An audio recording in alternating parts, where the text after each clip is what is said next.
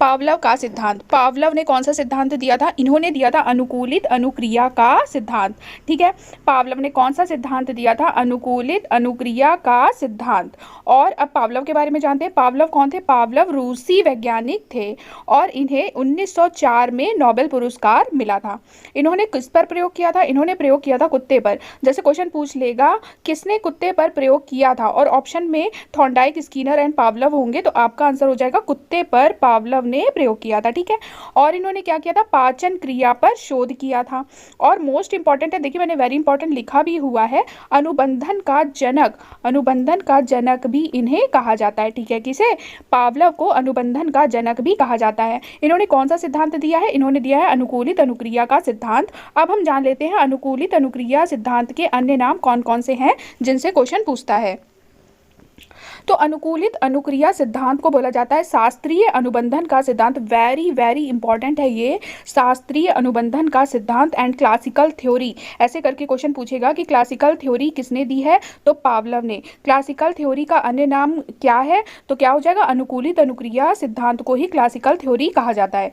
ठीक है, तो अनुकूलित अनुक्रिया अनुबंधन सिद्धांत के अन्य नाम देख लेते हैं। शास्त्रीय अनुबंधन का सिद्धांत, अनुबंधन सिद्धांत, अनुकूलन का सिद्धांत, क्लासिकल थ्योरी, अधिगम का प्राचीन सिद्धांत या परंपरागत सिद्धांत। ये सब किसे कहा जाता है? ये सब कहा जाता है अनुकूलित अनुक्रिया के सिद्धांत को। ठीक है, अनुकूलित अनुक्रिया के सिद्धांत के अन्य नाम ये सब है और ये मोस्ट इंपॉर्टेंट है कि आपको अन्य नाम भी पता होने चाहिए। ठीक है, आगे देखते हैं और क्या है। पावलव ने एस प्रकार की थ्योरी दी है। एस मतलब क्या होता है? उद्दीपक। उद्दीपक मतलब भोजन। ठीक है, एस प्रकार की थ्योरी किसने दी है? पावलव ने। जैसे क्वेश्चन पूछेगा एस प्रकार की थ्योरी किसने दी है? तो पावलव ने दी है। इन्होंने प्रयोग किस पे किया था? कुत्ते पर। और प्रयोग क्या था? जब कुत्ते के सामने भोजन रख दिया जाए तो वो क्या होगा? वो हमारा उद्दीपक है। जैसे ही भोजन रखा तो कुत्ते में क्या हुई? लार की वृद्धि हुई। कुत्ते को रस्सी से बांध दिया था। ठीक है, कुत्ता रस्सी से बंधा हुआ था और कुत्ते के सामने भोजन रख दिया था, जो कि क्या था? भोजन क्या था? उद्दीपक था। और जैसे ही भोजन गया तो भोजन की वजह से कुत्ते में लार की वृद्धि हुई। ठीक, पावलव के सिद्धांत में जो भोजन था वो उद्दीपक था और घंटी जो थी वो क्या थी? कृत्रिम उद्दीपक थी। ठीक है, भोजन उद्दीपक था और घंटी कृत्रिम उद्दीपक थी। पावलव ने अपने सिद्धांत का आधार अनुबंधन को माना है। जैसे क्वेश्चन पूछेगा पावलव के सिद्धांत का आधार क्या है? तो पावलव के सिद्धांत का आधार है अनुबंधन। अनुबंधन क्या है? अनुबंधन ऐसी प्रक्रिया है जिसके द्वारा उद्दीपन तथा अनुक्रिया के बीच सहचर्य स्थापित हो जाता है। इसे अनुबंधन कहते हैं। किसके बीच? उद्दीपन और अनुक्रिया, यानी कि उद्दीपन क्या हो गया? भोजन, और अनुक्रिया कौन कर रहा है? कुत्ता। उनके बीच क्या हुआ? सहचर्य स्थापित हो गया। इसे ही क्या कहा जाता है? अनुबंधन कहा जाता है। और पावलव के इस अनुबंधन सिद्धांत को क्या कहते हैं? क्लासिकल कंडीशनिंग भी कहा जाता है। पावलव के सिद्धांत में यूसीएस क्या है? भोजन है। यूसीएस भोजन है एंड यूसीआर क्या है? लार है। जैसे क्वेश्चन पूछेगा पावलव के सिद्धांत में यूसीएस क्या है? तो वो हो जाएगा भोजन, और एंड यूसीआर क्या है? तो वो हो जाएगा लार। पावलव के सिद्धांत में घंटी के माध्यम से लार का आना एक अस्वाभाविक क्रिया है। जैसे देखो, जैसे क्या होता था, जब खाना वो कुत्ते को दिया जाता था तो घंटी बजाई जाती थी। ठीक है, तो पहले स्टार्टिंग में क्या हुआ? कुत्ता जब खाना देखता था तब उसके मुंह में लार आ जाती थी, लेकिन कुछ दिनों तक यही प्रक्रिया बार बार दोहराई गई तो जैसे ही घंटी बजाई जाती थी वैसे ही कुत्ते के मुंह में लार आ जाती थी। तो ये क्या हुआ? घंटी के माध्यम से लार आया।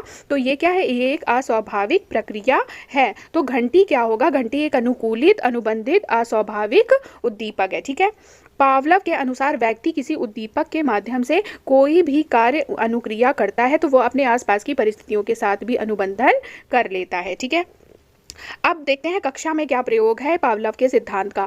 विद्यालय की घंटी बजने पर छात्रों द्वारा अपना बस्ता बंद करना ही अनुबंधन है। जैसे विद्यालय की घंटी बजते ही छात्रों को पता चल गया है कि छुट्टी हो रही है, तो ये क्या? ये प्रक्रिया दोहराई गई होगी। जब सबसे पहले ये स्टार्ट हुआ होगा विद्यालय की घंटी बजाना, तब तो छात्रों को नहीं पता था ना कि हमारी छुट्टी हो गई है इसलिए बेल बजाई जा रही है। लेकिन जब उन्हें पता चला कि हाँ छुट्टी होने पर बेल बजाई जा रही है, तो ये क्या हुआ? तब वो अपना बस्ता तुरंत बंद करने लगे। तो उन्होंने क्या किया? अनुबंधन बैठा लिया है ना।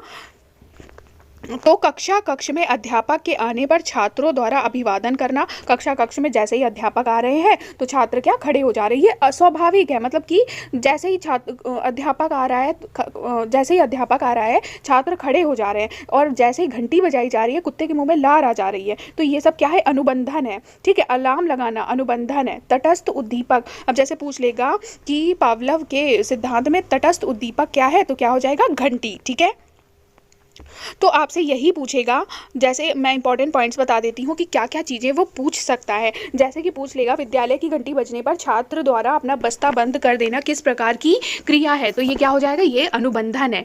ठीक है, अब जैसे पूछ लेगा अनुबंधन सिद्धांत किसने दिया है, तो पावलव ने। अब जैसे आप केवल पढ़ के जा रहे हो अनुकूलित अनुक्रिया का सिद्धांत पावलव ने दिया है और आपने ये सब चीज़ें नहीं पढ़ी हैं, तो आपको कैसे पता होगा अनुकूलन का सिद्धांत भी पावलव का ही है। जैसे क्वेश्चन पूछेगा क्लासिकल थ्योरी किसने दी है, अब जब तक आपको पता नहीं होगा क्लासिकल थ्योरी को ही अनुकूलित अनुक्रिया का सिद्धांत कहा जाता है, तब तक आप ये क्वेश्चन सॉल्व नहीं कर पाओगे। ठीक है, तो इसलिए अनुकूलित अनुक्रिया का सिद्धांत पावलव ने दिया है और इनके अन्य नाम क्या है ये भी आपको अच्छे से याद होना चाहिए। ठीक है, स्किनर ने कौन सा सिद्धांत दिया है, सबसे पहले ये देखिए, स्किनर ने सिद्धांत दिया है क्रिया प्रसूत अनुबंध सिद्धांत। किसने दिया है, स्किनर ने। ये बात आप याद रखिएगा, जैसे हमने पढ़ा था कल प्रयास एवं त्रुटि का सिद्धांत किसने दिया है, थॉर्नडाइक ने। उसी हिसाब से हो जाएगा क्रिया प्रसूत अनुबंध सिद्धांत किसने दिया है, स्किनर ने दिया। अब हम जानेंगे क्रिया प्रसूत अनुबंध सिद्धांत के बारे में। ठीक है, इसे अमेरिका के हार्वर्ड विश्वविद्यालय के प्रोफेसर B.F. स्किनर द्वारा 1938 में दिया गया। ठीक है, B.F. स्किनर द्वारा 1938 में दिया गया क्या, क्रिया प्रसूत अनुबंध सिद्धांत। ठीक है, या थॉर्नडाइक के द्वारा प्रतिपादित प्रभाव के नियम पर आधारित है। जैसे क्वेश्चन पूछ लेगा स्किनर द्वारा दिया गया क्रिया प्रसूत अनुबंध सिद्धांत किसके प्रभाव के नियम पर आधारित है, तो आपका आंसर हो जाएगा थॉर्नडाइक के द्वारा प्रतिपादित प्रभाव के नियम पर आधारित है। ठीक है, तो स्किनर ने, अभी आपको जो मेन पॉइंट है याद रखना है, स्किनर ने कौन सा सिद्धांत दिया है, स्किनर ने दिया है क्रिया प्रसूत अनुबंध सिद्धांत, और कब दिया था, 1938 में दिया था। अब हम जानेंगे क्रिया प्रसूत अनुबंध सिद्धांत के अन्य नाम कौन कौन से हैं। ठीक है, तो क्रिया प्रसूत अनुबंध सिद्धांत को RS थ्योरी यानी कि अनुक्रिया उद्दीपन भी कहा जाता है। ठीक है, इसी हिसाब से मैं एक चीज और डिस्कस कर लेती हूँ जो मैंने कल डिस्कस किया था, SR बॉन्ड। SR बॉन्ड का सिद्धांत किसने दिया है, तो ये दिया है किसने, थॉर्नडाइक ने। उसी हिसाब से RS थ्योरी अनुक्रिया उद्दीपन सिद्धांत किसने दिया है, ये दिया है स्किनर ने। इसमें आप कंफ्यूज मत होना, स्किनर ने दिया है RS theory and SR bond दिया है थॉर्नडाइक ने। प्रतिबद्धता का सिद्धांत भी बोला जाता है क्रिया प्रसूत अनुबंध सिद्धांत को। सक्रिय अनुबंधन का सिद्धांत बोला जाता है, अभिक्रमित अनुदेशन सिद्धांत बोला जाता है, और वेरी वेरी मोस्ट इंपॉर्टेंट जो है नैमितिक अनुबंधन का सिद्धांत। नैमितिक अनुबंधन का सिद्धांत पूछा गया है, बहुत पूछता है कि नैमितिक अनुबंधन के सिद्धांत किसे बोला जाता है, तो हो जाएगा क्रिया प्रसूत अनुबंध सिद्धांत को बोला जाता है। ठीक है, आगे देखते हैं। ये तो आप जो नाम है ना, ये तो आप बिल्कुल पढ़ लीजिए कि क्रिया प्रसूत अनुबंध सिद्धांत के अन्य नाम कौन कौन से हैं। जैसे पूछ लेगा कार्यात्मक प्रतिबद्धता का सिद्धांत किसने दिया है, और आप नाम नहीं जानते होगे, क्रिया प्रसूत अनुबंध सिद्धांत को ही कार्यात्मक प्रतिबद्धता का सिद्धांत बोला जाता है, तो आप वहां पे क्वेश्चन अपना गलत करके आ जाओगे, इसलिए आपको ये पॉइंट्स पता होना जरूरी है। ठीक है, और इसे क्या कहते हैं, इसे R टाइप थ्योरी भी कहते हैं। किसे, क्रिया प्रसूत अनुबंध सिद्धांत को R टाइप थ्योरी भी कहते हैं। इन्होंने चूहा और कबूतर पर प्रयोग किया था। इन्होंने किस पर प्रयोग किया था, चूहा और कबूतर पर। अब जैसे पूछ लेगा मृत मछली और बिल्ली पर प्रयोग किसने किया था, तो वो किया था थॉर्नडाइक ने, और चूहा और कबूतर पर प्रयोग किसने किया था, तो ये किया था स्किनर ने। ठीक है, अब हम बात करेंगे कि इसमें पुनर्बलन यानी कि R रीइंफोर्समेंट क्या है, तो इसमें है भोजन, और अनुक्रियाकर्ता कौन है, ये है चूहा। ठीक है, रीइंफोर्समेंट जो होता है, जो पुनर्बलन होता है वो कितने प्रकार का होता है, वो 2 प्रकार का होता है, सकारात्मक और नकारात्मक। अगर रीइंफोर्समेंट सकारात्मक है तो क्रिया को वो बार बार करेगा। ठीक है, और अगर नकारात्मक है तो वो क्रिया को बार बार नहीं करेगा, मतलब क्रिया करेगा ही नहीं। अगर निगेटिव आ गया तो, निगेटिविटी आ गई तो वो क्रिया नहीं करेगा। तो आपको मोटा मोटा आपको याद रखना है कि पुनर्बलन यानी कि रीइंफोर्समेंट कितने प्रकार का होता है, तो 2, सकारात्मक और नकारात्मक। अब जैसे पूछ लेगा कि स्किनर के सिद्धांत में पुनर्बलन क्या है, तो पुनर्बलन है भोजन, और स्किनर के सिद्धांत में अनुक्रियाकर्ता कौन है, तो हो जाएगा चूहा। ठीक है, तो जैसे क्वेश्चन पूछेगा पुनर्बलन पर सबसे ज्यादा जोर किसने दिया है, पुनर्बलन पर सबसे ज्यादा जोर दिया है, सबसे ज्यादा उसका यूज किया है किसने, ये किया है स्किनर ने। ठीक है। स्कीनर ने पुनर्बलन पर बहुत ज़्यादा जोर दिया है, बहुत ज़्यादा प्रयोग किया है, लेकिन पुनर्बलन का सिद्धांत अगर पूछता है कि पुनर्बलन का सिद्धांत किसने दिया है, तो पुनर्बलन का सिद्धांत दिया है क्लार्क हल ने। मैं फिर से रिपीट करा देती हूँ, पुनर्बलन का सिद्धांत दिया है क्लार्क हल ने, लेकिन पुनर्बलन का प्रयोग, पुनर्बलन पर सबसे ज़्यादा जोर दिया है किसने? स्कीनर ने। ठीक है, मैं एवं ही नहीं आप पर जोर करवा रही हूँ, क्वेश्चन पूछता है इसलिए मैं जोर दे रही हूँ इसमें। ठीक है, अब पॉइंट है, सबसे पहले चूहे के बॉक्स को क्रिया प्रसूत अनुबंधन कक्ष नाम दिया था।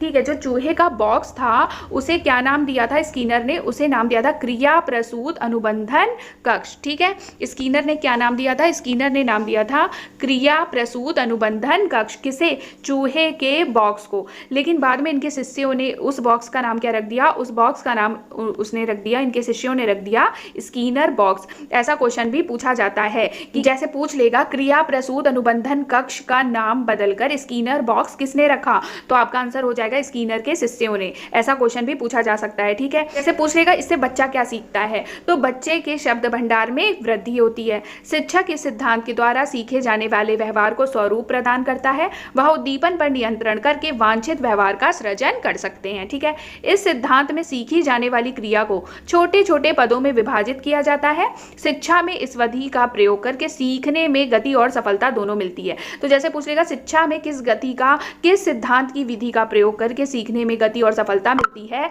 तो राइट आंसर हो जाएगा स्कीनर द्वारा दिया गया क्रिया प्रसूत अनुबंधन सिद्धांत में। ठीक है, स्कीनर का मत है जब भी कार्य में सफलता मिलती है तो संतोष प्राप्त होता है। यह संतोष क्या करता है? यह संतोष क्रिया को बल देता है। किसका मत है? स्कीनर का मत है ये। इसमें पुनर्बलन को बल मिलता है, अधिकाधिक अभ्यास द्वारा क्रिया को बल मिलता है। पुनर्बलन को बल मिलता है और अभ्यास द्वारा क्रिया को बल मिलता है। ठीक है, जो इंपॉर्टेंट पॉइंट है मैं फिर से बता देती हूँ। इंपॉर्टेंट पॉइंट क्या है? क्रिया प्रसूत अनुबंधन सिद्धांत स्कीनर ने दिया है। क्रिया प्रसूत अनुबंधन सिद्धांत के अन्य नाम इंपॉर्टेंट है। ठीक है, इसे आर टाइप थ्योरी बोलते हैं और इसे आरएस थ्योरी भी बोला जाता है। ठीक है, और इंपॉर्टेंट क्या है? पुनर्बलन पर सबसे ज्यादा जोर किसने दिया? स्कीनर ने, लेकिन पुनर्बलन का सिद्धांत किसने दिया है? क्लार्क हल ने। ठीक है, इतना ही इंपॉर्टेंट है जितना मैं बता रही हूँ, इससे ज्यादा एग्जाम में कुछ भी नहीं पूछा जाता है।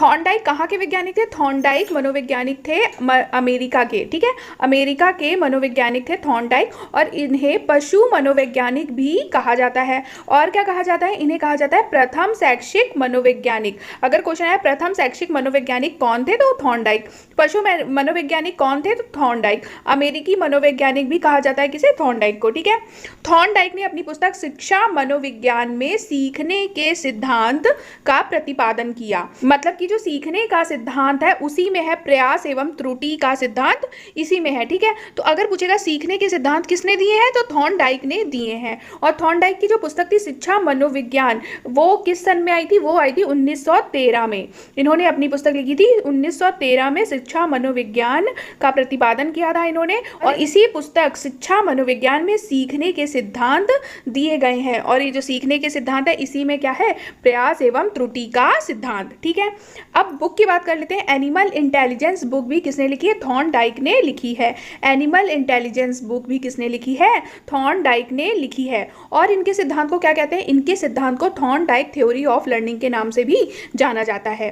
क्या किसके नाम से जाना जाता है? थॉर्नडाइक थ्योरी ऑफ लर्निंग के नाम से भी जाना जाता है। ठीक है, अब हम देख लेते हैं इन्होंने क्या सिद्धांत दिया था। इन्होंने दिया था प्रयास एवं त्रुटि का सिद्धांत। तो अब हम देखेंगे थॉर्नडाइक के सिद्धांत के अन्य नाम। प्रयास एवं त्रुटि जो सिद्धांत दिया है उसके अन्य नाम कौन कौन से हैं? ठीक है, तो अन्य नाम में है प्रयत्न एवं भूल का सिद्धांत, प्रयास एवं त्रुटि का सिद्धांत, उद्दीपन अनुक्रिया का सिद्धांत, संयोजनवाद का सिद्धांत, संबंधवाद का सिद्धांत और आवृत्ति का सिद्धांत। इसमें से वो कुछ भी पूछ सकता है। जैसे पूछ लेगा संबंधवाद का सिद्धांत किसने दिया है, तो हमारा राइट आंसर हो जाएगा थॉर्नडाइक ने दिया है। उद्दीपन अनुक्रिया का सिद्धांत किसने दिया है, तो भी हो जाएगा थॉर्नडाइक ने दिया है। अब हम देखते हैं थॉर्नडाइक के नियम। थॉर्नडाइक ने 2 नियम दिए हैं। कौन कौन से? एक दिया है मुख्य नियम और एक दिया है गौड़ नियम। मुख्य नियम के अंतर्गत भी 3 नियम आते हैं। अभ्यास का नियम, तत्परता का नियम, प्रभाव तथा परिणाम का नियम। और गौड़ नियम में आते हैं बहुप्रतिक्रिया, मनोवृत्ति, आंशिक क्रिया, आत्मीकरण और सहचर्य। अब क्वेश्चन कैसे पूछा जाता है मैं बताती हूँ। क्वेश्चन पूछा जाता है इनमें से कौन थॉर्नडाइक के मुख्य नियम में नहीं आता। तो मुख्य नियम में ये 3 दे देगा, अभ्यास का नियम, तत्परता का नियम, प्रभाव या परिणाम का नियम, और दे देगा आंशिक क्रिया। तो आपको आंशिक क्रिया पे टिक करना है कि थॉर्नडाइक के मुख्य नियम में आंशिक क्रिया नहीं आता। इस तरह से क्वेश्चन पूछा जाता है, ठीक है। तो आपको ये याद रखना है। और दूसरी चीज याद रखना है, थॉर्नडाइक ने कितने नियम दिए हैं? 2 मुख्य नियम और गौण नियम, ठीक है। अब हम बात करते हैं थॉर्नडाइक के प्रयोग के बारे में। थॉर्नडाइक ने प्रयोग किस पर किया था? भूखी बिल्ली पर प्रयोग किया था इन्होंने। तथा मृत मछली कहाँ थी? पिंजड़े के बाहर थी। भूखी बिल्ली थी पिंजड़े के अंदर और मृत मछली थी पिंजड़े के बाहर। इसमें उद्दीपन क्या था? इसमें उद्दीपन था मृत मछली, और अनुक्रिया को किसको करनी थी? अनुक्रिया करनी थी बिल्ली को। उद्दीपन कौन था? उद्दीपन था मृत मछली और अनुक्रिया करनी थी बिल्ली को। इसी हिसाब से जैसे उद्दीपन को बोला जाता है स्टिमुलस एंड अनुक्रिया को बोला जाता है रीइंफोर्समेंट। तो पूछ लेगा एस-आर बॉन्ड। एस-आर बॉन्ड का सिद्धांत किसने दिया है? तो एस-आर बॉन्ड का सिद्धांत दिया है किसने? थॉर्नडाइक ने, ठीक है। थॉर्नडाइक के सिद्धांत से बच्चा क्या सीखता है? बच्चों से बार बार प्रयास करवाना चाहिए, ठीक है। बच्चा क्या प्रयास करना सीखता है। बच्चा त्रुटि संभव हो जाती है, बच्चा त्रुटि करेगा तभी तो उसको आएगा। अगर वो बिना गलतियां करे तो नहीं सीख जाएगा ना बच्चा। तो त्रुटि संभव हो जाती है। शुद्ध उच्चारण करना सीख जाता है। जैसे जैसे वो प्रयास करेगा, गलती करेगा, फिर प्रयास करेगा, तो इससे उसका उच्चारण क्या होगा? शुद्ध होगा। धीमी गति से बच्चा सीखता है। और एक और पॉइंट है थॉर्नडाइक के बारे में, थॉर्नडाइक ने बुद्धि का बहुकारक सिद्धांत दिया है। क्या दिया है थॉर्नडाइक ने? बुद्धि का बहुकारक सिद्धांत दिया है, ठीक है। तो और आपको मेन क्या था इस स्लाइड में? मेन क्या था थॉर्नडाइक का सिद्धांत? थॉर्नडाइक ने कौन सा सिद्धांत दिया है? प्रयास एवं त्रुटि का सिद्धांत दिया है। इनके नाम आप रट लीजिए, कौन कौन से नाम है, और प्रयास एवं त्रुटि के सिद्धांत को और क्या क्या बोला जाता है। सीखने के नियम किसने दिए हैं? थॉर्नडाइक ने दिए हैं। थॉर्नडाइक ने कितने नियम दिए हैं? 2 नियम दिए हैं, मुख्य नियम, गौण नियम। मुख्य नियम के अंतर्गत क्या आता है? अभ्यास का नियम, तत्परता का नियम तथा प्रभाव या परिणाम का नियम। इससे इतना क्वेश्चन नहीं बनता, लेकिन इससे क्वेश्चन बहुत बनता है, ठीक है। और एस-आर बॉन्ड किसने दिया है? एस-आर बॉन्ड का सिद्धांत दिया है थॉर्नडाइक ने। तो अब हम बात करेंगे जीन पियाजे की। जीन पियाजे ने क्या दिया था? संज्ञानात्मक विकास की अवस्थाएं दी थी, ठीक है। अब हम जानते हैं जीन पियाजे के बारे में। जीन पियाजे को विकासात्मक मनोविज्ञान का जनक माना जाता है। विकासात्मक मनोविज्ञान का जनक किसे माना जाता है? जीन पियाजे को। क्वेश्चन आएगा विकासात्मक मनोविज्ञान के जनक कौन है? तो जीन पियाजे। जीन पियाजे का जन्म कब हुआ था? 1886 में स्विट्जरलैंड में हुआ था। पियाजे ने सर्वप्रथम the language of thought of the child पुस्तक लिखी थी, और वो कब लिखी थी? 1923 में लिखी थी, ठीक है। तो अब क्वेश्चन क्या बनता है? पियाजे ने किस अवस्था से लेकर किस अवस्था तक अध्ययन किया? तो ये अध्ययन किया था शैशवावस्था से लेकर किशोरावस्था तक, ठीक है। अब हम बात करेंगे पियाजे ने क्या क्या किया। पियाजे ने संज्ञानात्मक पक्ष का अध्ययन किया है, अपने बच्चों पर प्रयोग किया है। जैसे क्वेश्चन पूछेगा अपने बच्चों पर प्रयोग किसने किया है? तो राइट आंसर हो जाएगा पियाजे ने। अवस्था का सिद्धांत किसने दिया है? तो पियाजे ने। संज्ञानात्मक विकास का सिद्धांत किसने दिया है? तो पियाजे ने। और एक और बात मैं क्लियर कर देती हूँ, संज्ञानात्मक विकास का सिद्धांत पियाजे ने दिया है, लेकिन संज्ञानात्मक सिद्धांत किसने दिया है? ये दिया है ब्रूनर ने, ठीक है। संज्ञानात्मक सिद्धांत दिया है ब्रूनर ने, लेकिन संज्ञानात्मक विकास का सिद्धांत दिया है पियाजे ने। अब जो मोस्ट इंपॉर्टेंट क्वेश्चन बनते हैं वो कहाँ से बनते हैं? वो बनते हैं संज्ञानात्मक विकास की अवस्थाएं से। पियाजे ने संज्ञानात्मक विकास की अवस्थाएं 4 बताई हैं, जो कि पहला है संवेदी गामक अवस्था, जो कि होती है 0 से 2 वर्ष, ठीक है। पूर्व संक्रियात्मक अवस्था, जो कि होती है 2 से 7 वर्ष। मूर्त या स्थूल संक्रियात्मक अवस्था, जो कि होती है 7 से 11 वर्ष। एंड लास्ट है औपचारिक या अमूर्त संक्रियात्मक अवस्था, जो कि होती है 11 से 14 वर्ष। ये बहुत क्वेश्चन पूछा जाता है। आप अगर आपने प्रैक्टिस सेट लगाए होंगे तो आपको इनमें से क्वेश्चन बहुत देखने को मिले होंगे, ठीक है। अब हम बात करेंगे पहली अवस्था संवेदी गामक अवस्था की। संवेदी गामक अवस्था होती है 0 से 2 वर्ष, और इसको क्या बोलते हैं? इंद्रिय गामक अवस्था भी बोलते हैं। इस एज में क्या होता है? बच्चा इंद्रियों के द्वारा कार्य करता है, जैसे आंख, नाक, कान, त्वचा, और गामक क्रियाएं जैसे पकड़ना, खेलना, लिखना आदि, ठीक है, चूसना। ये सब काम कब होता है? 0 से 2 वर्ष में। वो अंगूठा चूसता है ना, तो उसी को बोला जाता है संवेदी गामक अवस्था। अब बात करेंगे पूर्व संक्रियात्मक अवस्था या प्राक संक्रियात्मक अवस्था, जो होती है 2 से 7 वर्ष। इसमें क्या क्या होता है? बच्चा जो पड़ोसी बच्चों के साथ खेलता है। अब जैसे पूछ लेगा प्रतीकात्मक खेल बच्चा पियाजे की किस अवस्था में खेलता है? तो ये हो जाएगा पूर्व संक्रियात्मक अवस्था में, ठीक है। बालक शब्दों व प्रतीकों का प्रयोग करता है 2 से 7 वर्ष की आयु में। खिलौनों की आयु किसे बोला जाता है? पूर्व संक्रियात्मक अवस्था को बोला जाता है। और इस एज में क्या होता है, इस एज में भाषा का विकास प्रारंभ हो जाता है। ठीक है, अब हम बात करेंगे मूर्त संक्रियात्मक अवस्था की, जो कि होती है 7 से 11 वर्ष। चिंतन तर्क करना शुरू कर देता है, ये बहुत पूछा जाता है कि बच्चा तर्क करना कब शुरू कर देता है, तो मूर्त संक्रियात्मक अवस्था में शुरू कर देता है। ठीक है, बालक दिन तारीख समय महीना आदि बताने लगता है। बालक सही अनुपात का अंतर आकार भार क्रम आदि को समझने लगता है। ये क्वेश्चन पूछा गया था कि बालक अंतर आकार भार क्रम किस एज में समझने लगता है, तो ये मूर्त संक्रियात्मक अवस्था की एज 7 से 11 में समझने लगता है। ठीक है, गणित की क्रियाओं को करता है। ठीक है, आरोही अवरोही का हो जाता है उसको इस एज में। और सबसे इंपॉर्टेंट क्या है, मूर्त चिंतन का प्रारंभ किस एज में होता है, मूर्त संक्रियात्मक अवस्था में। अब हम आगे बढ़ते हैं। लास्ट है औपचारिक संक्रियात्मक अवस्था या अमूर्त चिंतन की अवस्था, 11 से 14 वर्ष जो होती है वो देखते हैं। इस अवस्था में किशोर मूर्त के साथ साथ अमूर्त चिंतन करने योग्य भी हो जाता है। अब जैसे क्वेश्चन पूछेगा बच्चा अमूर्त चिंतन कब करने लगता है, तो औपचारिक संक्रियात्मक अवस्था में। ठीक है, स्मरण मनन करता है, कार्य में अंतर समझता है। इसे तार्किक चिंतन की अवस्था के नाम से भी जाना जाता है। किसे, औपचारिक संक्रियात्मक अवस्था को। अब हम बात करेंगे लेव वाइगोत्स्की के सिद्धांत को। ठीक है, लेव वाइगोत्स्की के सिद्धांत से भी बहुत क्वेश्चन देखने को मिलते हैं, तो इनके बारे में जान लेते हैं। ये कौन थे, रूस के एक मनोवैज्ञानिक थे। ठीक है, पूरा नाम क्या था, लेव सिमकोविच वाइगोत्स्की था इनका पूरा नाम। बालकों में होने वाले सामाजिक विकास से संबंधित एक सिद्धांत इन्होंने दिया था। सामाजिक विकास से संबंधित सिद्धांत किसने दिया है, लेव वाइगोत्स्की ने दिया है। इनके सिद्धांत को किस नाम से जाना जाता है, इनके सिद्धांत को जाना जाता है सामाजिक सांस्कृतिक सिद्धांत के नाम से। तो सामाजिक सांस्कृतिक सिद्धांत किसने दिया है, लेव वाइगोत्स्की ने। ठीक है,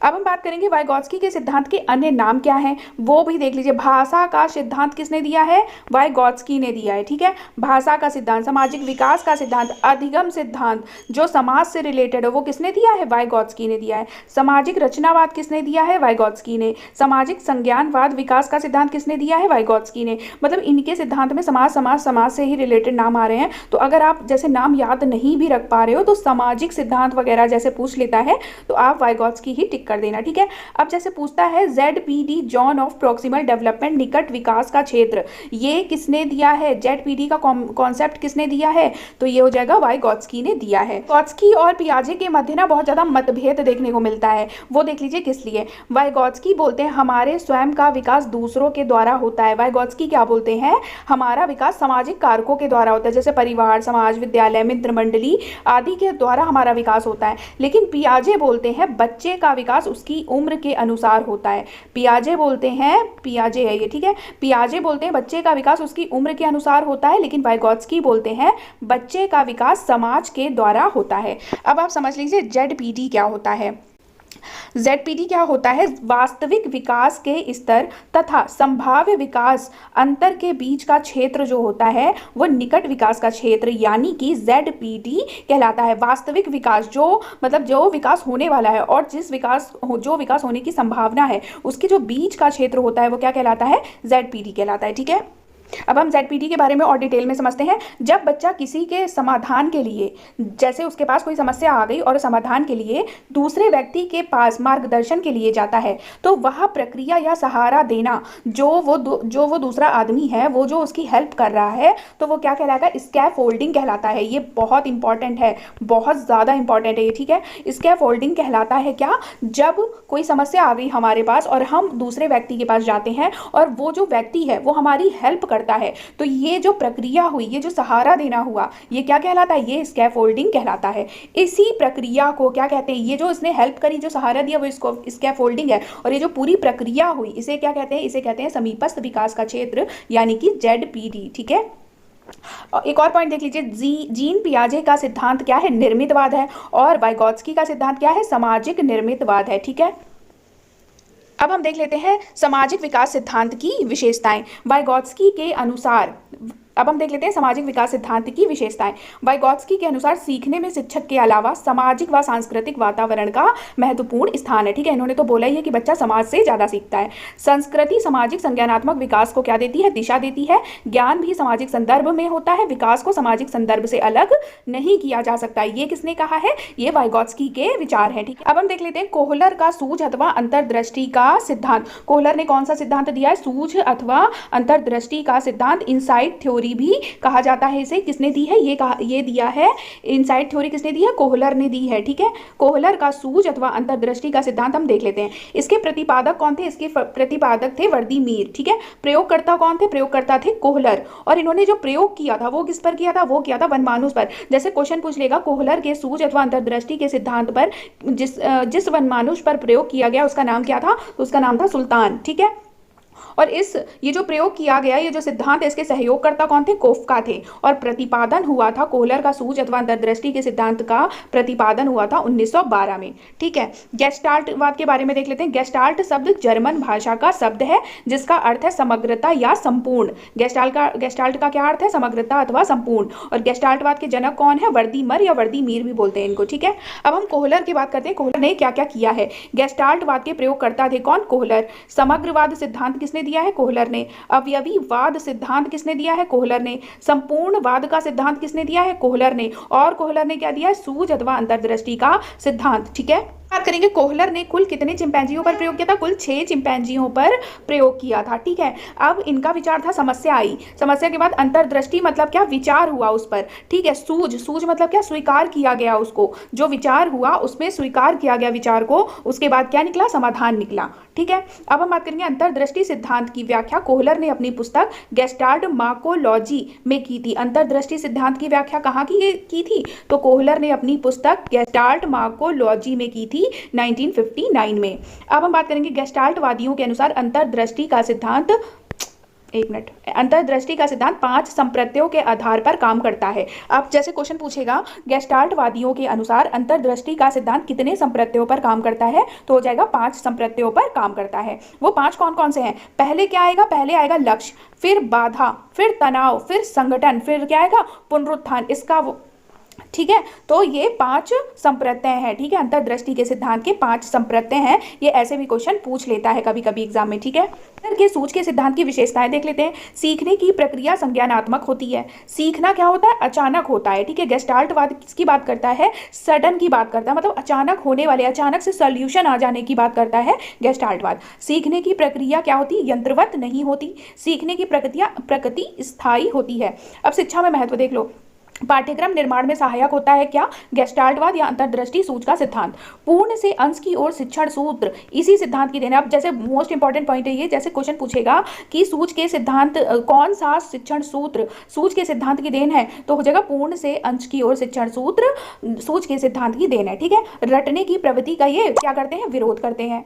समस्या का पूर्ण रूप से प्रस्तुतिकरण होता है। विषय वस्तु का उचित संगठन व क्षमता के अनुसार कठिन विषयों के लिए उपयोगी होता है। ठीक है, अब हम बात करेंगे कोल्ब का अनुभवात्मक अधिगम सिद्धांत। कोल्ब का क्या है? अनुभवात्मक अधिगम सिद्धांत, जो कि इन्होंने दिया था 1984 में। इसको इंग्लिश में क्या बोलते हैं?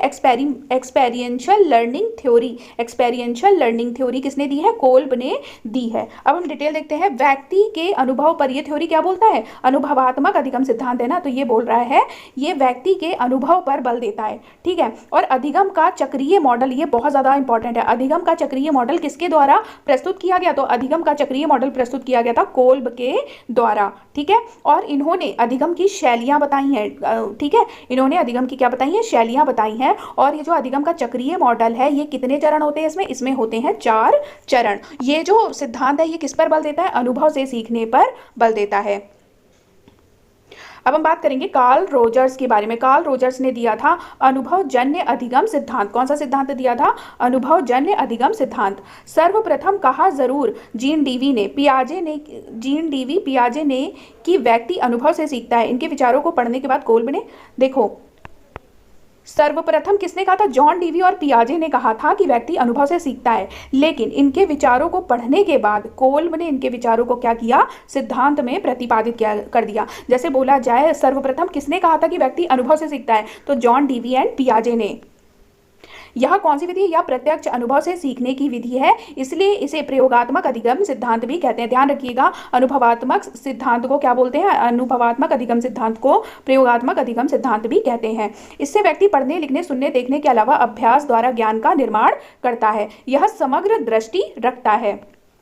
कोल्ब कहते हैं व्यक्ति का अनुभव, अनुभूति, पर्यावरणीय कारकों एवं भावनाओं सीखने की प्रक्रिया को प्रभावित करते हैं। ठीक है, कोल्ब के अनुभवात्मक सिद्धांत के दो भाग हैं, अधिगम का चक्रीय मॉडल, अधिगम की शैलियां, जो कि बहुत ज्यादा इंपॉर्टेंट है। अब आप देख लीजिए अधिगम के चक्रीय मॉडल जो 4 चरण है वो कौन कौन से हैं।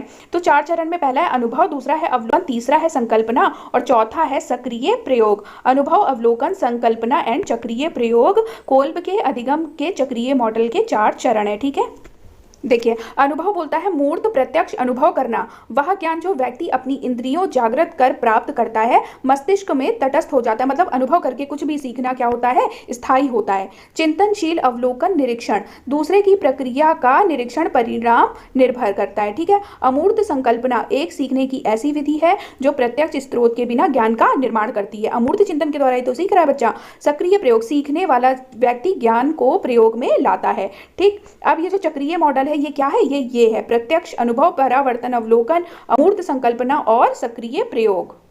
अब हम देखेंगे अब्राहम मैस्लो का सिद्धांत। अब्राहम मैस्लो ने दिया था मानवतावादी सिद्धांत। मानवतावादी सिद्धांत के इन्होंने पदाक्रम बताए थे जो कि बहुत ज्यादा इंपॉर्टेंट है। मानव जरूरतों का पदानुक्रम, ठीक है, मानव जरूरतों का पदानुक्रम किसने दिया है बोला जाएगा, तो अब्राहम मैस्लो ने। ठीक है, अब्राहम मैस्लो ने दिया है। अब अब्राहम मैस्लो ने क्या क्या दिया है ये आप देख लीजिए। पदानुक्रमित आवश्यकता का सिद्धांत किसने दिया है, अब्राहम मैस्लो ने। मांग आपूर्ति आवश्यकता का सिद्धांत अब्राहम मैस्लो ने। नाभिकीय आवश्यकता का सिद्धांत अब्राहम मैस्लो। स्व यथार्थीकरण आवश्यकता का सिद्धांत अब्राहम मैस्लो। मानवतावादी आवश्यकता का सिद्धांत अब्राहम मैस्लो। इन्होंने ना स्तर बताए हैं। अब कौन कौन से थोड़ा सा आप समझ लीजिएगा, मैंने नोट्स ऐसे ही बनाए थे। स्तर बताए तो सबसे ऊपर कौन सा स्तर है, ट्रायंगल स्तर दिया है इन्होंने। ठीक है, सबसे पहले आप याद रखिए अब्राहम मैस्लो ने कौन सा स्तर दिया, ट्रायंगल स्तर दिया है अब्राहम मैस्लो ने। ऊपर सबसे उच्च स्तर है और नीचे के 3 जो है वो निम्न स्तर है, ऊपर के 2 जो है वो उच्च स्तर है। तो निम्न स्तर में सबसे नीचे क्या आता है, सबसे नीचे हमारी क्या आती है, आवश्यकता होती है। आवश्यकता जैसे भी जिसके बिना हम जिंदा नहीं रह सकते, जैसे भोजन, पानी, नींद, शारीरिक आवश्यकता। तो ये ऐसा पॉइंट है जिसके बिना हम जीवित नहीं रह सकते। उसके बाद जब हमारा इन सब की जब भरपाई हो जाती है फिर हम सोचते हैं सुरक्षा के बारे में। सुरक्षा मतलब कि हम थोड़ा पैसा कमाना चाहते हैं, आर्थिक रूप से हम ताकतवर होना चाहते हैं और सामाजिक रूप से भी हम प्रतिष्ठा चाहते हैं। तीसरा होता है प्रेम। जब ये भी मिल जाता है, आवश्यकता के बाद हमें सुरक्षा भी मिल जाती है, तब हम सोचते हैं प्रेम के बारे में। हम परिवार बनाना चाहते हैं, समाज में रहना चाहते हैं, दोस्त बनाना चाहते हैं, है ना, ये भी मिल जाता है। तो इसके बाद चौथा में क्या आता है, चौथे में आता है हमें सम्मान चाहिए, हम पहचान बनाना चाहते हैं अपनी। और छठे में क्या आता है, लक्ष्य। और लास्ट मतलब लक्ष्य, सम्मान, पहचान, स्वायत्तीकरण, इन सब में आत्मसिद्धिकरण, ये किस में आएगा, ये उच्च स्तर में आएगा। ठीक है, तो आप ये भी देख लीजिए सबसे उच्च स्तरीय सिद्धांत कौन कौन से होते हैं, आत्मसिद्धिकरण, लक्ष्य और स्व यथार्थीकरण। और निम्न स्तर से उच्च स्तर की ओर का सिद्धांत किसने दिया है, मैस्लो ने दिया है। ये भी आप पॉइंट याद रखिएगा। अब हम देखेंगे अल्बर्ट बंडूरा का सिद्धांत। अल्बर्ट बंडूरा ने क्या दिया था, सामाजिक अधिगम का सिद्धांत दिया था। किसने, अल्बर्ट बंडूरा ने दिया था सामाजिक अधिगम का सिद्धांत। और ये कहाँ के थे, ये कनाडा के थे। अवलोकनात्मक अधिगम का सिद्धांत किसने दिया है, अल्बर्ट बंडूरा ने। अल्बर्ट बंडूरा ने कहा है प्राणी कैसे सीखता है, प्राणी सीखता है अवलोकन, निर्देशन, प्रेक्षण के द्वारा। अब बात करेंगे इनके सिद्धांत को और क्या क्या बोला जाता है, अवलोकन का सिद्धांत, अप्रत्यक्षात्मक का सिद्धांत, प्रेक्षणात्मक का सिद्धांत, निर्देशन का सिद्धांत, अनुकरण का सिद्धांत। ये सारे सिद्धांत किसने दिए हैं, अल्बर्ट बंडूरा ने दिए हैं। ठीक है, अब इन्होंने प्रयोग किया था निर्जीव गुड़िया पर और जोकर पर। जैसे क्वेश्चन आ जाएगा निर्जीव गुड़िया पर और जोकर पर प्रयोग किसने किया था, तो अल्बर्ट बंडूरा ने किया था। निष्कर्ष निकलता है जो भी सीखते हैं, इनका कहना था जो भी सीखते हैं वो दूसरों के अवलोकन से ही सीखते हैं। इन्होंने क्या है, इन्होंने अवलोकन के 4 चरण बताए हैं। जैसे क्वेश्चन पूछ लेगा अब्राहम मैस्लो के सीखने के 4, अब्राहम मैस्लो के अवलोकन के 4 चरण कौन से हैं, तो आ जाएगा अवधान यानी कि ध्यान देना, दूसरा है धारण करना, पुनः उत्पादन और अभिप्रेरणा। ये 4 चरण है। ठीक है, और आप ये भी याद रखिएगा कौन से पहले है और कौन सा लास्ट में है। बात करेंगे पारिस्थितिकी तंत्र सिद्धांत। ठीक है, यूरी ब्रोफेन-ब्रेनर ने दिया था, क्या दिया था, पारिस्थितिकी तंत्र सिद्धांत। और इन्होंने कब दिया था, 1970 में दिया था। इन्होंने कहा था जीव एनवायरनमेंट के साथ अंतःक्रिया करेगा। इन्होंने क्या कहा था, जीव जो है वो एनवायरनमेंट के साथ ही अंतःक्रिया करके सीखेगा। और ये भी पॉइंट याद रखिएगा, परिस्थितिकी तंत्र सिद्धांत दिया था यूरी ब्रोफेन-ब्रेनर ने, लेकिन परिस्थितिकी वर्ड जो दिया था वो किसने दिया था, अर्नेस्ट हैकल ने दिया था। कब दिया था, 1869 में दिया था। अब जो यूरी ब्रोफेन-ब्रेनर है, इन्होंने एनवायरनमेंट को 5 लेवल्स में, सिस्टम में, मॉडल्स में डिवाइड किया है, जो कि है MMEMC, micro system, meso system, exo system, macro system and chrono system. ठीक है, ये जो मैं बताने जा रही हूँ ये इंपॉर्टेंट है, पेपर में पूछता है, ठीक है, तो आप बिल्कुल भी मिस मत करो, अच्छे से देखो, ध्यान से देखो। इन्होंने कितने लेवल्स बताए हैं? इन्होंने 5 लेवल्स बताए हैं। कौन कौन से? MMEMC ऐसे करके याद करो। Micro system, meso system, exo system, macro system and chrono system. Micro system क्या होता है? जैसे कि दो लोगों के बीच इंटरेक्शन हो रहा है, जैसे कि फैमिली के बीच, है ना, डायरेक्ट इंटरेक्शन है, फैमिली एंड फैमिली के बगल में कौन रहता है? पड़ोसी रहता है, उनके बीच इंटरेक्शन हो रहा है, तो ये माइक्रो सिस्टम होगा। मैसो सिस्टम क्या होता है कि दो फैमिलियों के बीच इंटरेक्शन जो होता है वो क्या होता है? मैसो सिस्टम के बीच में आएगा। एक्सो सिस्टम क्या होता है? एक्सो सिस्टम होता है इनडायरेक्टली इंटरेक्शन होता है, ठीक है। अब जैसे मैसो सिस्टम में क्या आता है? मैसो सिस्टम क्या होता है? दो माइक्रो सिस्टम के बीच का इंटरेक्शन होता है मैसो सिस्टम। जैसे कि पीटीएम, पेरेंट्स टीचर मीटिंग जो हो गई, वो मैसो सिस्टम के अंतर्गत आती है, ठीक है। एक्सो सिस्टम क्या होता है? इनडायरेक्टली इंटरेक्शन होता है, जैसे कि मम्मी पापा के फ्रेंड्स आ गए, ऑफिस के फ्रेंड्स आ गए, तो वो बच्चों से मिलने लगे, तो ये किस प्रकार का इंटरेक्शन होगा? ये एक्सो सिस्टम इंटरेक्शन होगा, ठीक है। मैक्रो सिस्टम क्या होता है? कल्चर, जाति, नियम, कानून, ये सब चीजें किसमें आती है? मैक्रो सिस्टम आती है। क्रोनो सिस्टम क्या होता है? क्रोनो सिस्टम वो होता है जो बच्चे की लाइफ ही पूरी तरह से चेंज कर देते हैं, बहुत बड़ा जो परिवर्तन होता है वो क्रोनो सिस्टम में आता है। जैसे कि मम्मी पापा का डाइवोर्स हो गया, कोरोना आ गया, तो ये सब किस में आएगा? ये आएगा क्रोनो सिस्टम में, ठीक है। करेंगे एरिक एरिक्सन थ्योरी की। एरिक एरिक्सन ने कौन सी थ्योरी दी है? इन्होंने दिया है मनोसामाजिक का सिद्धांत। मनोसामाजिक का सिद्धांत किसने दिया है? एरिक एरिक्सन ने दिया है। और ये कहाँ के थे? ये थे जर्मनी में इनका जन्म हुआ था, लेकिन अमेरिका में इनका जीवन बीता था। अब ये मनोविश्लेषणवादी थे। कौन? एरिक एरिक्सन कौन थे? मनोविश्लेषणवादी थे। आइडेंटिटी क्राइसिस, मोस्ट इंपॉर्टेंट, पहचान का संकट, पहचान का संकट इन्होंने टर्म दिया था, इसकी वजह से ये क्या हो गए थे? फेमस हो गए थे। तो जैसे आएगा आइडेंटिटी क्राइसिस, पहचान का संकट, किसने दिया है? तो ये हो जाएगा एरिक एरिक्सन ने दिया है, ठीक है। और इन्होंने कौन सी बुक लिखी थी? इन्होंने लिखी थी चाइल्डहुड एंड सोसाइटी बुक में इस सिद्धांत का जिक्र किया था इन्होंने। और इसमें इन्होंने 8 स्टेजेस दी हैं जिसमें पूरी जिंदगी को डिफाइन किया गया है, और इनकी थ्योरी को लाइफ स्पैन थ्योरी भी कहा जाता है, ठीक है। इनकी थ्योरी को क्या बोला जाता है? इनकी थ्योरी को लाइफ स्पैन थ्योरी भी कहते हैं। इन्होंने क्या बताया? इन्होंने 8 स्टेजेस दी हैं। आप इसको शॉर्ट फॉर्म में भी याद कर सकते हो, TAI3IGE, मतलब TA 3 बार I होगा, फिर IGE होगा। अब देखो, पहला है ट्रस्ट वर्सेस मिसट्रस्ट, मतलब कि विश्वास बनाम अविश्वास। तो ये किस एज में होता है? ये होता है 0 से 2 वर्ष में। इसमें क्या होता है? बच्चे को केयर की जरूरत होती है, ठीक है, बच्चे को लव चाहिए, अफेक्शन चाहिए। वो कहते हैं कि इस एज में क्या होता है? बच्चे के अंदर पॉजिटिव डेवलपमेंट भी होता है और निगेटिव डेवलपमेंट भी होता है। अगर बच्चे को लव मिलेगा, अफेक्शन मिलेगी, केयर मिलेगा, तो बच्चा क्या है? पॉजिटिव वे में जाएगा, उसको उम्मीद होगी, वो आगे और बड़ा करने को सोचेगा, ठीक है, और पेरेंट्स के लिए उसका ट्रस्ट भी डेवलप होगा। और अगर जिन बच्चों को ये सब चीजें नहीं मिलता, जैसे कि लव नहीं मिलता, उनको अफेक्शन नहीं मिला, क्या केयर नहीं मिली, तो उनके अंदर क्या निगेटिव भावना आती है, मिसट्रस्ट आता है, धोखेबाज समझेगा वो सबको, और जिंदगी भर क्या रहेगा? इनसिक्योर रहेगा, ठीक है। और इस एज को वर्च्यू एज भी कहते हैं, मतलब कि सारे मूल्य का डेवलपमेंट इसी एज में होता है, ठीक है। सेकेंड है autonomy versus same and doubt, स्वतंत्रता बनाम शर्म व संदेह। ये कौन सी एज होती है? इसमें होती है 2 से 3 वर्ष। इसमें क्या होता है? इसमें बच्चे को फ्रीडम देंगे तो क्या बनेगा? बच्चा इंडिपेंडेंट बनेगा। और इस एज में टॉयलेट ट्रेनिंग का समय भी होता है। बहुत ज़्यादा केयर नहीं और ना ही बहुत कम करनी होती है। इसमें इच्छा शक्ति डेवलप होती है बच्चे की, ठीक है। अब थर्ड है इनिशिएटिव वर्सेस गिल्ट, पहल बनाम हीनता, 3 से 5 वर्ष। एरिक्सन क्या कहते हैं? एरिक्सन इस एज को प्ले एज कहते हैं, 3 से 5 वर्ष की एज को प्ले एज कहते हैं। फिर बोलते हैं बच्चा पहले करने की कोशिश करेगा, ठीक है, खिलौनों को लेकर, घर के काम, जैसे मम्मी कुछ कर रही है तो बोलेगा हम भी करेंगे, और अगर आपने उसे मना किया तो वो आगे और कुछ करना चाहेगा, मतलब वो जिंदगी में कभी भी निराश नहीं होगा, हर चीज को आगे बढ़ के करना चाहेगा। लेकिन अगर आप उसे मना करोगे, डांटोगे, तो उसके अंदर हीन भावना आएगी और वो अपने आप को हमेशा कम समझेगा, गिल्ट में आ जाएगा और दोष की भावना आएगी उसके अंदर, ठीक है। फोर्थ पॉइंट है इंडस्ट्री वर्सेस इंफेरियरिटी, उद्योग बनाम हीनता। ये कौन सी एज होती है? ये होती है 5 से 12 वर्ष, ठीक है। इसमें इसको ही स्कूल एज भी बोला गया है, और बोला गया है बच्चे को पार्टिसिपेट करने देंगे, गैंग बनाने देंगे, ठीक है। कंपटीशन, जब हम उनको पार्टिसिपेट करने देंगे तो क्या होगा? कंपटीशन जैसी चीज़ें डेवलप होंगी। और अगर हम ये नहीं करने देंगे तो क्या करेगा? ये अपने आप को ग्रुप में भी ये कम समझेगा। पांचवा है आइडेंटिटी वर्सेस रोल कंफ्यूजन, पहचान बनाम पहचान भ्रांति, जो कि बहुत ज़्यादा इंपॉर्टेंट है। इसकी एज होती है 12 से 18 वर्ष, ठीक है, जिसको बोला जाता है किशोरावस्था का समय भी बोला जाता है। पहचान के संकट का समय है ये, ठीक है। अगर आप इसे ठीक से ओवरकम कर पाए तो पॉजिटिव साइड चले जाएंगे और आपकी आइडेंटिटी डेवलप हो जाएगी, मतलब आपको सक्सेस मिल जाएगी, ठीक है।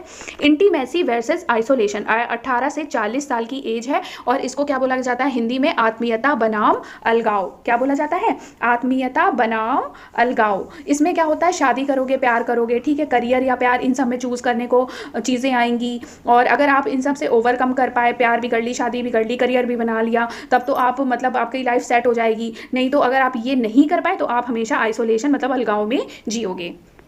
फिर है जनरेटिविटी वर्सेस स्टैग्नेशन, उत्पादकता बनाम स्थिरता। एज क्या है, 40 से 65 वर्ष, ठीक है। इसमें उत्पादकता में क्या होगा, प्यार व भावी पीढ़ी को आगे बढ़ाएं, ये सोचेंगे आप, ठीक है। जैसे हमें आगे बढ़ाना है, अपनी जो हमारी फैमिली है उसे आगे बढ़ाना है, ये सब आप सोचोगे। अगर जनरेटिविटी हुई तो, अगर स्टैग्नेशन हुआ तो आप एक जगह ठहर जाओगे, आप रुका हुआ फील करोगे, ठीक है। फिर लास्ट है ego integrity versus despair, 65 plus होता है, संपूर्णता बनाम निराशा, ठीक है। ईगो इंटीग्रिटी में क्या होता है, जीवन में प्रकाश डालेगा जो सेटिस्फाइड होगे, ठीक है। अगर आप सेटिस्फाई हुए तो आपकी ज़िंदगी आराम से कट जाएगी, प्यार मोहब्बत से आराम से आप काटोगे ज़िंदगी। अगर आप सेटिस्फाइड नहीं हुए तो चिड़चिड़े होगे, खोए हुए रहोगे, सुकून से मर भी नहीं पाओगे इस एज में, ये होगा बस। तो मतलब कुल मिला के ये होता है ना कि बच्चे को स्टार्टिंग से, मतलब यहाँ से जब हम उसका डेवलप करना सीखेंगे, डेवलप अच्छे से करेंगे, तब जाके उसका यहाँ पर अच्छे से मतलब एक स्टेज करते करते उसका अच्छे से डेवलपमेंट हो पाएगा, ठीक है। सिगमंड फ्रायड को मनोविश्लेषणवाद के सिद्धांत के जनक के रूप में जाना जाता है। इन्होंने मनोविश्लेषणवाद का सिद्धांत दिया था, मनोगतिशीलता का सिद्धांत, साइकोडायनामिक का सिद्धांत और मनोलैंगिक विकास का सिद्धांत किसने दिया था, सिगमंड फ्रायड ने दिया था। इनके सिद्धांत के दो पक्ष हैं, ठीक है। सिगमंड फ्रायड के सिद्धांत के कितने पक्ष हैं, दो पक्ष हैं, स्थूल रूपीय पक्ष और गत्यात्मक पक्ष या गतिशील पक्ष। स्थूल रूपीय पक्ष में इन्होंने मन की 3 अवस्थाएं बताई हैं, चेतन, अचेतन और अवचेतन। चेतन क्या है, 10% जो होता है प्रेजेंट सिचुएशन होती है, अचेतन में 90% दमित इच्छाएं होती है। जैसे क्वेश्चन पूछता है दमित इच्छाएं कहाँ होती हैं, तो अचेतन मन में होती हैं। अवचेतन में क्या होता है, याद करने की जो कोशिश की जाती है, मतलब हम भूल चुके होते हैं वो चीजें हम अचेतन मन में रख देते हैं, फिर हम उसे याद करने की कोशिश करते हैं, ठीक है। इनका सेकंड है गत्यात्मक पक्ष या गतिशील पक्ष, ठीक है। इसमें इन्होंने क्या बताया, इद, अहम और परा अहम, इद, ईगो और सुपर ईगो, ठीक है। इद में क्या है, ये जन्म से है, जन्म से 1.5 साल तक समझ लीजिए ईद होता है। तो इसमें क्या है, इसमें सुख है, मजे हैं, मतलब वो उसको जो अच्छा लगेगा बच्चे को बस वो करेगा, सुख चाहिए उसको बस हर तरीके से, ठीक है। जो ईगो होती है वो 1.5 से 2 साल तक होती है और सुपर ईगो यानी कि परम अहम जो होती है वो 3 साल के बाद होती है। अब बात करेंगे, फ्रायड ने 2 मूल प्रवृत्तियां बताई हैं जो कि बहुत ज्यादा इंपॉर्टेंट है। कौन सी मूल प्रवृत्तियां बताई हैं, जीवन संबंधी प्रवृत्ति और मृत्यु प्रवृत्ति। जीवन संबंधी प्रवृत्ति को पॉजिटिविटी बोला है, मृत्यु प्रवृत्ति को निगेटिविटी। फ्रायड ने लिबिडो का एक कॉन्सेप्ट दिया है। लिबिडो का कॉन्सेप्ट किसने दिया है, ये बहुत क्वेश्चन पूछा जाता है और ये बहुत ज्यादा इंपॉर्टेंट है। फ्रायड ने क्या दिया है, फ्रायड ने लिबिडो का एक कॉन्सेप्ट दिया है और ये क्या है, लिबिडो क्या है, लिबिडो एक काम प्रवृत्ति है, सेक्सुअल अर्ज है, ठीक है। जैसे ईगो की बात कर ले, ईगो क्या है, रियलिटी पर काम करेगा, ईगो हमेशा रियलिटी पर काम करेगा, मनोवैज्ञानिक पक्ष से जुड़ा है। सुपर ईगो क्या है, मॉरलिटी है, मतलब नैतिक विकास जितना है सामाजिक पक्ष से जुड़ा हुआ है क्या, सुपर ईगो। ईगो क्या है, ईद और सुपर ईगो के बीच जो समस्याएं उत्पन्न होती हैं उनको ईगो ही रिसॉल्व करने का काम करता है। अब हम बात करेंगे जो कि बहुत ज्यादा इंपॉर्टेंट है, फ्रायड ने मनोलैंगिक विकास की 5 स्टेजेस बताई हैं, जो कि कौन सी है, ट्रिक है, ओ अमरपाल लोजी। ओ से हो जाएगा ओरल, ए से एनल, पी से फैलिक, एल से लेटेंसी और जी से जेनिटल। ये मनोलैंगिक विकास की 5 अवस्थाएं हैं, ठीक है। अब ओरल स्टेज मतलब कि मुखावस्था। मुखावस्था क्या होता है, जन्म से 1 साल तक होता है। इसमें क्या है, वो बच्चा जो है वो मुख का यूज ज्यादा करता है, थंब सकिंग करता है, फीडिंग करता है, लिबिडो ज्यादा कहा है ना, काम ऊर्जा ज्यादा कहा है इस एज में।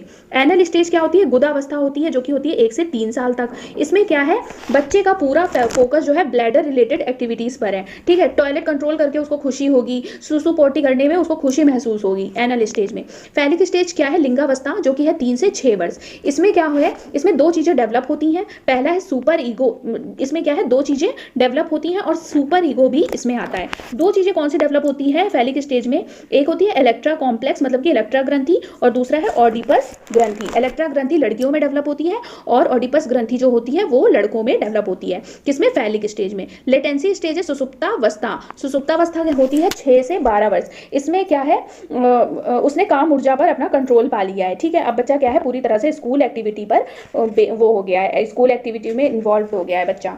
अब बात करेंगे जेनिटल स्टेज। जेनिटल स्टेज मतलब जननांग अवस्था 13 से अडल्टहुड। इसमें क्या है, अपोजिट सेक्स के प्रति रुझान हो गया है, ठीक है। अब मैं बता देती हूँ लिंगावस्था मतलब फैलिक स्टेज की जो 2 चीजें डेवलप होती हैं वो नीचे बता देती हूँ। ये है इलेक्ट्रा ग्रंथि जो होती है गर्ल्स में होती है और ऑडिपस ग्रंथि जो होती है वो बॉयज में होती है। लड़कियों में जब ये डेवलप होगी तो अपोजिट सेक्स के प्रति जुड़ाव और माता के प्रति इनमें घृणा हो जाती है और पिता के प्रति प्रेम होता है, तभी जो लड़कियां होती हैं वो पापा से ज्यादा प्यार करती है ना। और ऑडिपस ग्रंथि किसमें होती है? ये बॉयज में होती है। अपोजिट सेक्स के प्रति प्यार होता है और पिता के प्रति इनमें क्या, घृणा हो जाती है, ठीक है।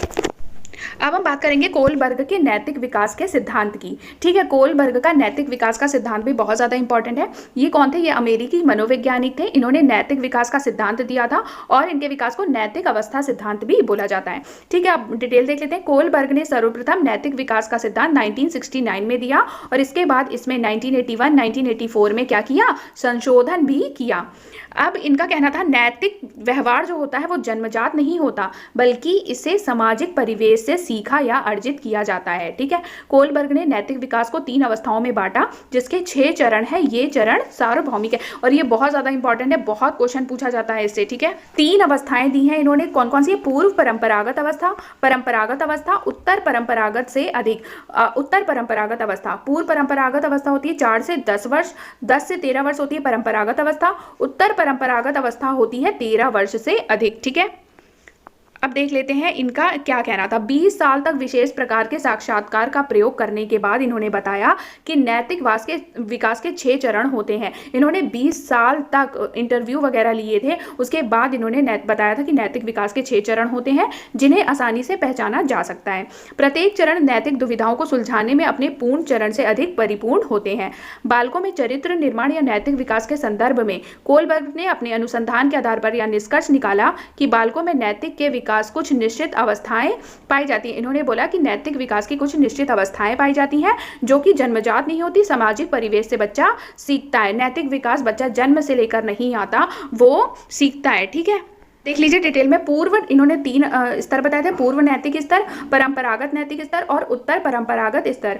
पूर्व नैतिक स्तर 4 से 10 वर्ष और इसे बाल्यावस्था के रूप में भी जाना जाता है। इसमें 2 जो पॉइंट इन्होंने बताए थे वो थे आज्ञा एवं दंड की अवस्था और अहंकार की अवस्था। इसमें क्या होता है, कम आयु में अपरिपक्व होने के कारण बच्चा क्या है, डरता है, तो उसमें दंड की अवस्था आ जाती है, अहंकार की अवस्था आती है, ठीक है। बच्चा क्या है, झूठ बोलने लगता है, भूख लगने पर चुरा कर खाना खाने लगता है। ये सब किसमें होता है, पूर्व नैतिक स्तर में होता है। परंपरागत नैतिक स्तर क्या होता है, 10 से 13 वर्ष की आयु होती है।